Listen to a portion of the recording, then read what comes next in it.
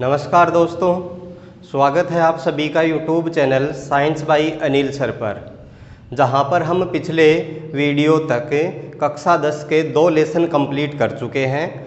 आज हम स्टार्ट करेंगे कक्षा 10 का तीसरा लेसन, जिसका नाम है धातु एवं अधातु।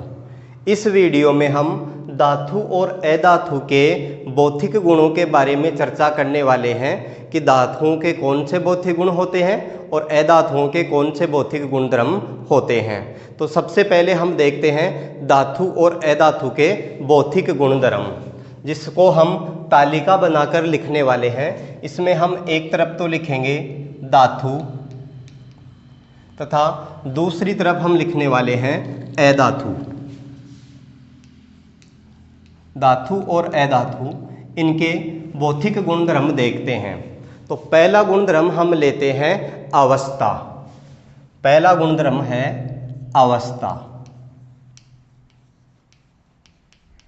अवस्था धातुएं हैं वो ठोस अवस्था में पाई जाती हैं। इसका एक अपवाद भी है, मरकरी यानी कि पारा, जो धातु होते हुए भी द्रव्य अवस्था में पाई जाती है। यानी पारा एकमात्र ऐसी धातु है जो कमरे के ताप पे द्रव्य अवस्था में रहती है। अब प्रश्न ये उठता है कि पारा ही एकमात्र ऐसी धातु क्यों है जो द्रव्य अवस्था में है। तो जो पारे का जो गलनांक है वो कमरे के तापमान से कम होता है, इस कारण पारा कमरे के ताप पे द्रव्य अवस्था में पाया जाता है। अधातुओं की भौतिक अवस्थाएं देखें तो अधातु तीनों अवस्थाओं में पाई जाती हैं, ठोस, द्रव्य और गैस, तीनों अवस्थाओं में ये मिलती हैं। इसमें भी ब्रोमीन एकमात्र ऐसी अधातु होती है जो कमरे के ताप पे द्रव्य अवस्था में पाई जाती है। तो धातुओं में तो पारा हो गया जो द्रव्य अवस्था में है, और अधातुओं में ब्रोमीन एकमात्र ऐसी अधातु है जो द्रव्य अवस्था में पाई जाती है। तो सबसे पहले लिखते हैं भौतिक अवस्था में कि धातुएं ठोस अवस्था में पाई जाती हैं। धातुएं ठोस अवस्था में पाई जाती हैं।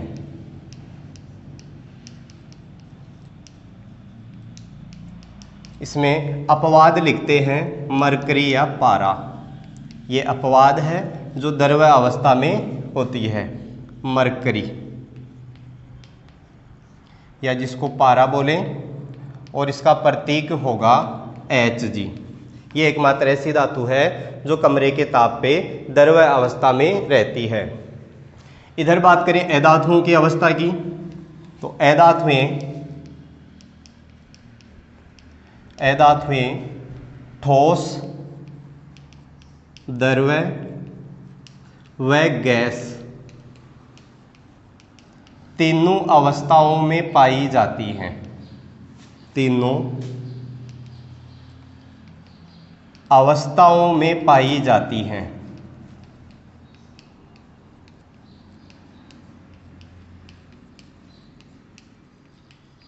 इसमें बात करें ब्रोमीन एकमात्र ऐसी धातु है जो द्रव्य अवस्था में रहती है। ब्रोमीन Br एकमात्र ऐसी अधातु है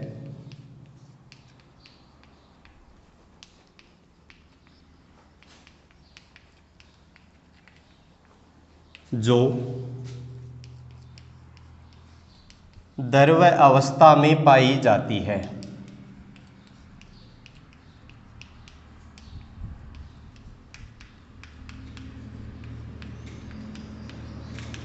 ये पहला गुणधर्म हो गया इनकी अवस्था।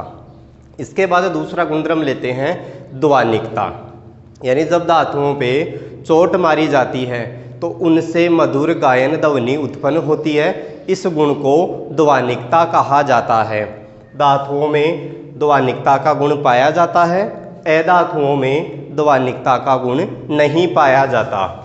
दूसरा गुणधर्म लिखें ध्वनिकता। ध्वनिकता की परिभाषा लिखते हैं कि धातुओं का वह गुणधर्म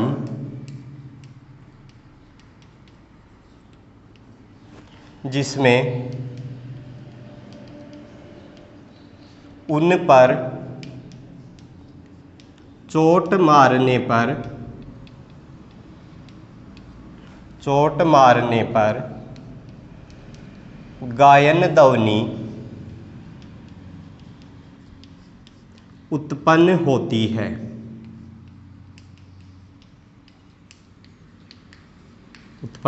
है। इस गुण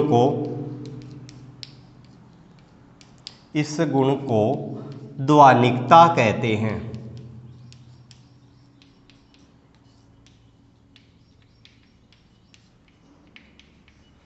यानी धातुओं में ध्वनिकता का गुण पाया जाता है।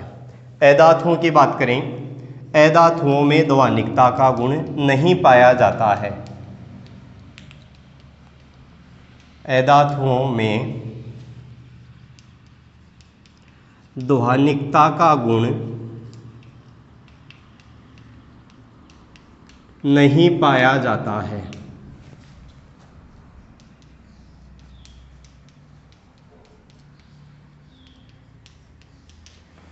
ये दो गुणधर्म हो गए धातु और अधातु के। तीसरा गुणधर्म देखते हैं रंगों के बारे में। तो जो धातुएं हैं, अधिकांश धातुएं धूसर या ग्रे रंग की होती है और अधातु है वो विभिन्न रंगों की होती है। ये तीसरा गुणधर्म रंग। अधिकांश धातुएं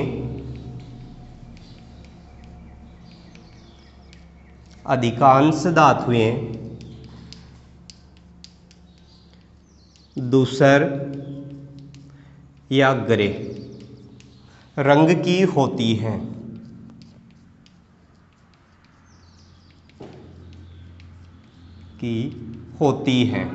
और अधातुएं हैं वो विभिन्न रंगों की होती हैं।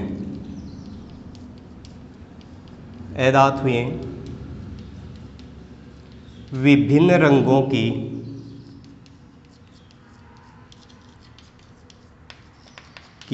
होती हैं। इसके बाद चौथा गुणधर्म है आघात वर्धनीयता। इसकी परिभाषा पूछी जाती है कि आघात वर्धनीयता किसे कहा जाता है। जब धातुओं को पीटा जाता है तो पीटने पर वो फैल जाती हैं और फैलने से उनकी पतली चादर बनाई जा सकती है। इस गुण को आघात वर्धनीयता कहा जाता है। यानी इसकी परिभाषा होगी धातुओं का वह गुणधर्म जिसमें उनको पीटकर पतली चादर बनाई जा सकती है, इस गुण को आघात वर्धनीयता कहते हैं। जबकि अधातुओं में आघात वर्धनीयता का गुण नहीं पाया जाता। जब अधातुओं को पीटा जाता है तो उनके टुकड़े हो जाते हैं, अर्थात अधातुओं में भंगुरता का गुण पाया जाता है। तो चौथा गुणधर्म लिखते हैं। चौथा गुणधर्म है आघात वर्धनीयता। आघात वर्धनीयता। इसकी परिभाषा होगी धातुओं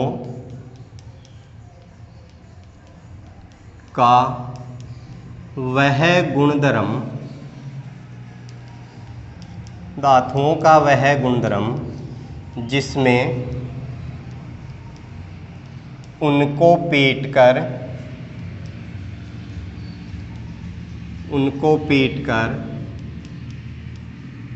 पतली चादर बनाई जा सकती है।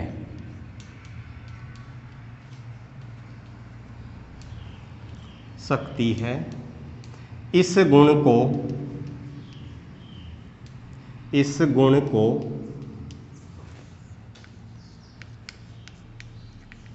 आघात वर्धनीयता कहते हैं।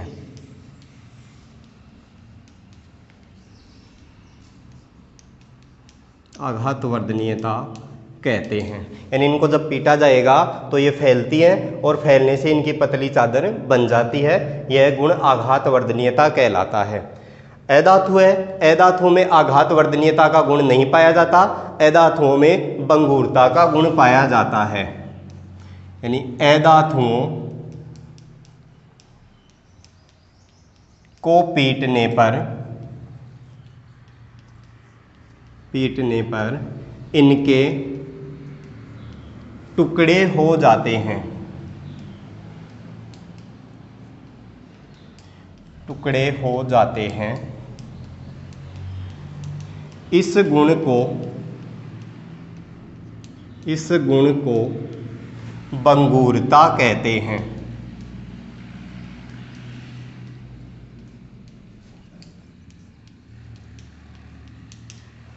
इसमें बात करें कि सबसे अधिक आघात वर्धनीय धातुएं कौन सी है, तो सोना और चांदी ये सर्वाधिक आघात वर्धनीय धातुएं होती हैं। सोना व चांदी सर्वाधिक आघात वर्धनीय धातु हैं।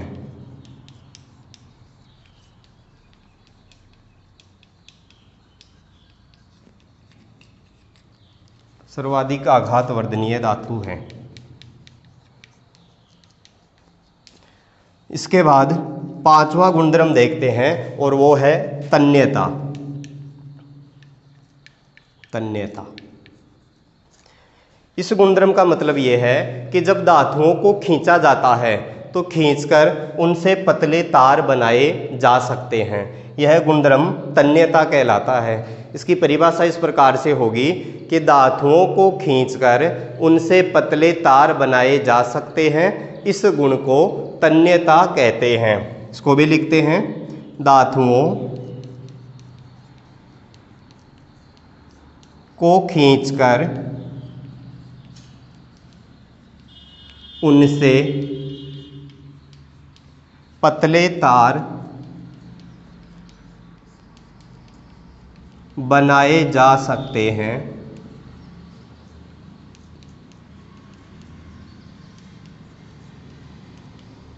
इस गुण को तन्यता कहते हैं।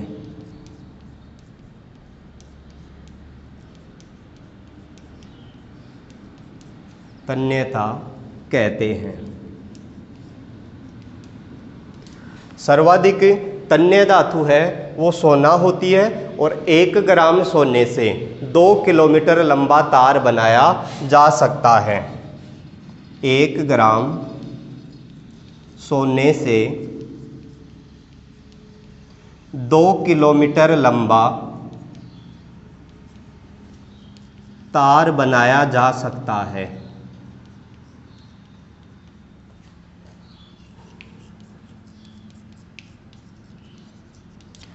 अधातुओं में तन्यता का गुण नहीं पाया जाता, यानी अधातुओं से तार नहीं बनाए जा सकते। इधर होगा, अधातुओं में तन्यता का गुण नहीं पाया जाता है।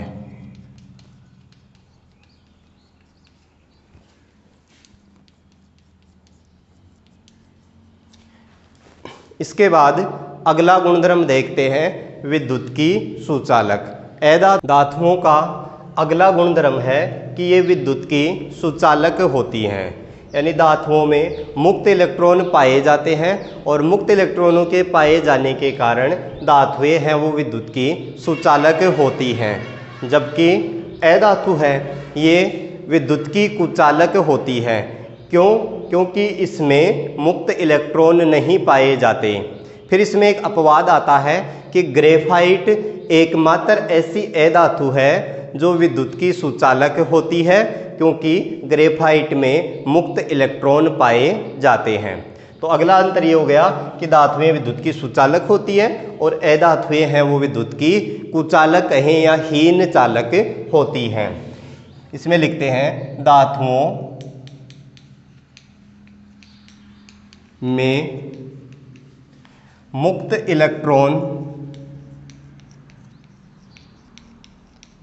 इलेक्ट्रॉन पाए जाने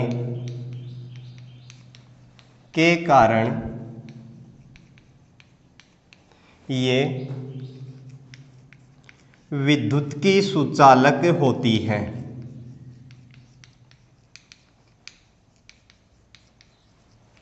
विद्युत की सुचालक होती हैं। इसमें ये बात करें, कई बार पूछा जाता है कि विद्युत की सर्वाधिक सुचालक धातुएं कौन सी हैं, तो इसका जवाब होगा चांदी और तांबा। ये विद्युत की सर्वाधिक सुचालक होती हैं। इस बात को भी नोट करते हैं, चांदी सर्वाधिक सुचालक है और उसके बाद दूसरे नंबर पे आता है तांबा। तो चांदी व तांबा विद्युत के सर्वाधिक सुचालक हैं, सर्वाधिक सुचालक हैं।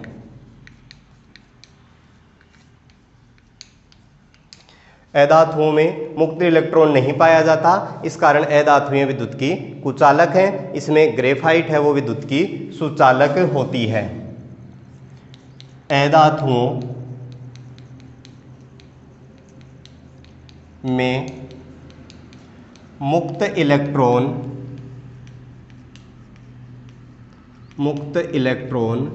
नहीं पाए जाने के कारण ये विद्युत की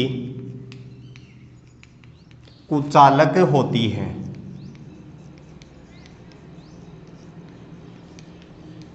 विद्युत की कुचालक होती है।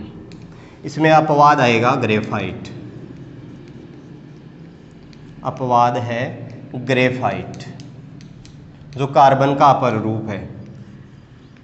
ग्रेफाइट अपवाद है, यानी ग्रेफाइट विद्युत की सुचालक होती है। तो ग्रेफाइट में मुक्त इलेक्ट्रॉन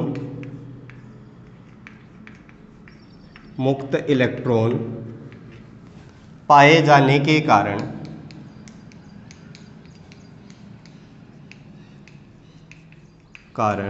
यह विद्युत की सुचालक होती है।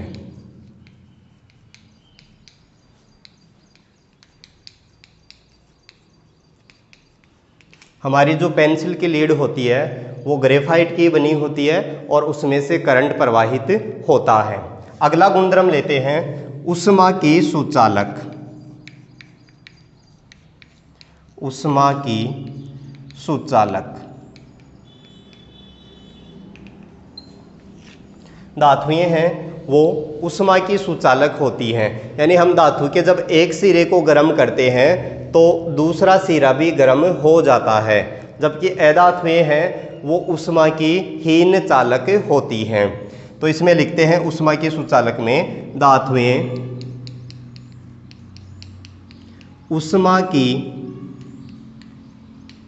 ऊष्मा की सुचालक होती हैं।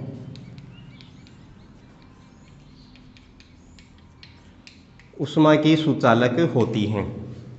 इसी वजह से जो खाना बनाने वाले बर्तन होते हैं वो धातुओं के बने हुए होते हैं। इसमें एक बात ये नोट करते हैं कि जो मरकरी है और जो सीसा है ये ऊष्मा के हीन चालक होते हैं। मरकरी व लेड यानी कि सीसा, मरकरी व लेड ऊष्मा के हीन चालक होते हैं। हीन चालक होते हैं। और अधातुएं हैं वो ऊष्मा की हीन चालक होती हैं या ये कहें कुचालक होती है। इसी वजह से खाना बनाने वाले जो बर्तन हैं उन बर्तनों के हत्थों के ऊपर प्लास्टिक या लकड़ी का आवरण छड़ा हुआ होता है, जिससे वो बर्तन का हैंडल है वो गर्म नहीं होता और बर्तन को आराम से उठा के रखा जा सकता है। 7वां पॉइंट हो गया अधातुएं ऊष्मा की हीन चालक होती हैं।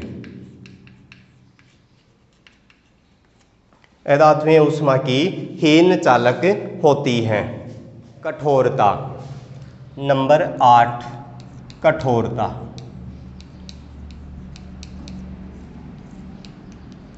धातुएं हैं वो कठोर होती हैं, यानी इनमें जो बंध होता है वो मजबूत होता है, इस कारण धातुएं कठोर प्रकृति की होती हैं। इसमें भी अपवाद है कि सोडियम, पोटेशियम और लिथियम ये जो धातुएं हैं ये मुलायम होती हैं और इनको चाकू से आसानी से काटा जा सकता है।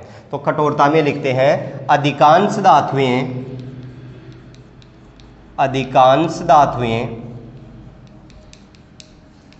कठोर होती हैं, यानी इन्हें आसानी से तोड़ा नहीं जा सकता है। अधिकांश धातुएं कठोर होती हैं, इसमें लिखेंगे सोडियम, पोटेशियम और लिथियम। ये जो धातुएं हैं ये मुलायम होती हैं, जिनको चाकू से काटा जा सकता है। तो सोडियम, पोटेशियम व लिथियम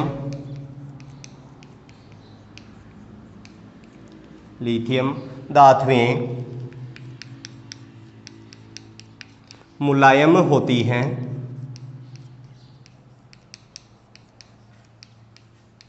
जिन्हें चाकू से काटा जा सकता है।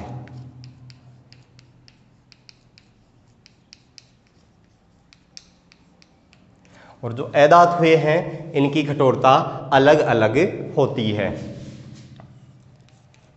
अधातुओं की कठोरता अलग अलग होती है,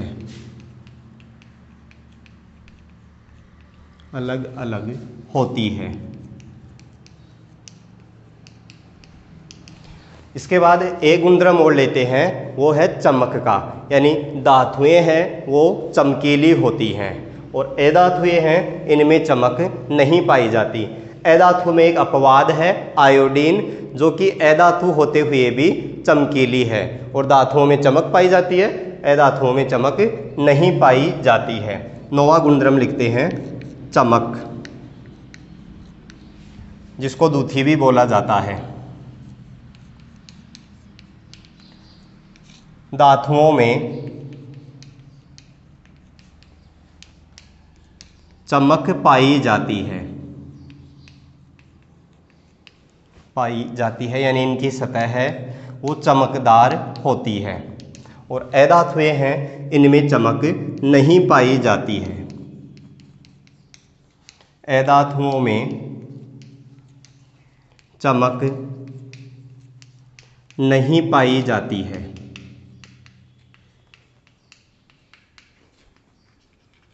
इसमें अपवाद है आयोडीन।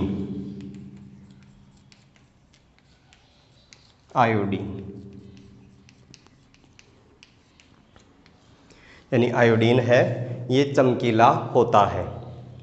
इसके बाद एक लास्ट 10वां गुणधर्म देखते हैं कि जो धातुएं हैं वो इलेक्ट्रॉन त्यागती हैं और इलेक्ट्रॉन त्यागने के कारण ये धनायन बनाती हैं। अधातुएं हैं वो इलेक्ट्रॉन ग्रहण करती हैं और इलेक्ट्रॉन ग्रहण करके वो ऋणायन बनाती हैं। तो धातुओं में धनायन बनाने की प्रवृत्ति होती है और अधातुओं में ऋणायन बनाने की प्रवृत्ति होती है। लास्ट 10वां गुणधर्म है धातुएं इलेक्ट्रॉन त्याग कर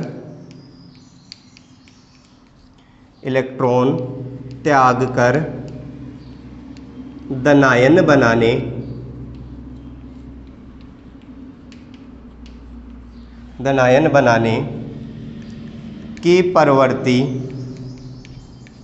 रखती हैं और अधातुएं हैं वो इलेक्ट्रॉन ग्रहण करके ऋणायन बनाने की प्रवृत्ति रखती हैं। अधातुएं इलेक्ट्रॉन ग्रहण करके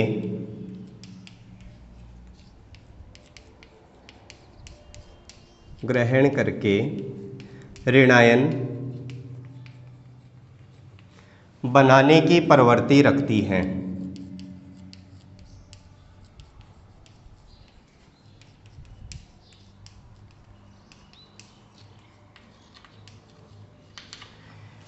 इसके बाद इसके उदाहरण देखते हैं, जैसे धातुएं कौन कौन सी होती हैं। तो इसमें आ जाएगा सोडियम, पोटेशियम, मैग्नीशियम,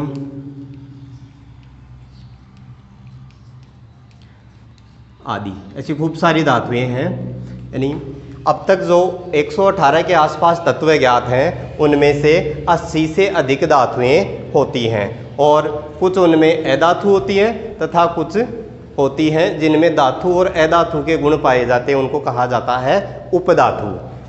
अधातु के भी उदाहरण लिख लें, जैसे आयोडीन है,